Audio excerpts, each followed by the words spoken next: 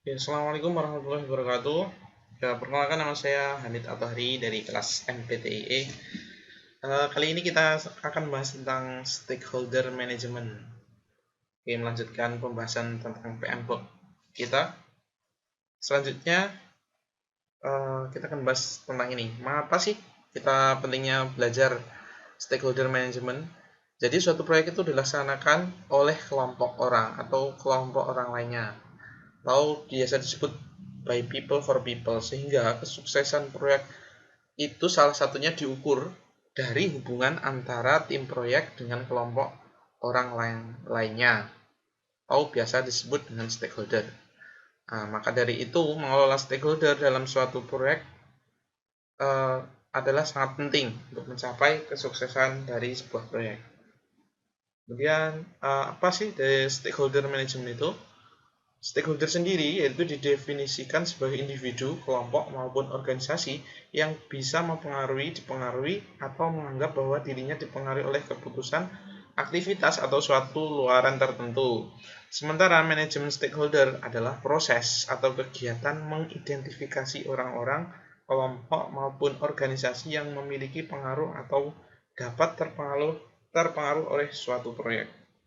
Jadi bisa dikatakan bagaimana kita mengelola seluruh orang atau kelompok yang terlibat dalam sebuah proyek seperti itu. Kemudian ini ada proses-prosesnya, ada 4 proses. Yang pertama mengidentifikasi stakeholder. Pada tahap ini dilakukan identifikasi orang, kelompok, dan juga organisasi yang terlibat dalam proyek. Kemudian mengumpulkan dokumen dan informasi yang relevan, serta kemudian yang terakhir mengidentifikasi fokus dari tiap-tiap stakeholder agar secara tepat dan juga efisien dalam pelaksanaan proyeknya. Kedua, ini ada inputnya, project charter, procurement document, enterprise environmental factor, organizational process asset, dan prosesnya ada identify stakeholder. Nah, untuk outputnya dalam proses pertama ini adalah stakeholder register. Proses kedua yaitu merencanakan manajemen stakeholder. Pada tahap ini dilakukan proses pembuatan strategi manajemen untuk secara efektif melibatkan para stakeholder selama siklus proyek berlangsung berdasarkan kebutuhan, ketertarikan, dan juga dampak potensial yang berkaitan dengan kesuksesan proyek.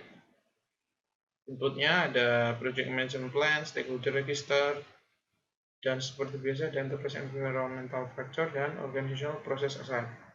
Prosesnya adalah plan stakeholder management dan outputnya adalah project document updates.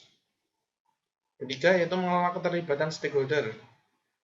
Pada tahapan ini adalah tahapan di mana komunikasi dilakukan dengan para stakeholder untuk memenuhi kebutuhan dan ekspektasi mereka serta memetakan isu-isu apa saja yang terjadi terkait dengan proyek yang sedang dikerjakan. Inputnya ada stakeholder management plan, communication management plan, change log, organizational project asset. Prosesnya yaitu manage stakeholder engagement. Outputnya ada issue log, change request, dan lain sebagainya. Dan proses terakhir yaitu mengontrol keterlibatan stakeholder. Mengontrol keterlibatan stakeholder adalah tahapan dilakukannya monitoring keseluruhan hubungan stakeholder proyek dan proses yang menyesuaikan strategi serta rencana untuk dapat menarik atau lebih melibatkan stakeholder. Jadi fokus utama dari mengontrol keterlibatan stakeholder ini bagaimana kita melakukan monitoring agar stakeholder itu sesuai dan juga telah termanfaatkan secara maksimal demi mencapai kesuksesan proyek seperti itu. Inputnya yaitu ada stakeholder management plan, issue log, work performance data, dan project document. Prosesnya yaitu control stakeholder engagement. Outputnya di sini ada beberapa.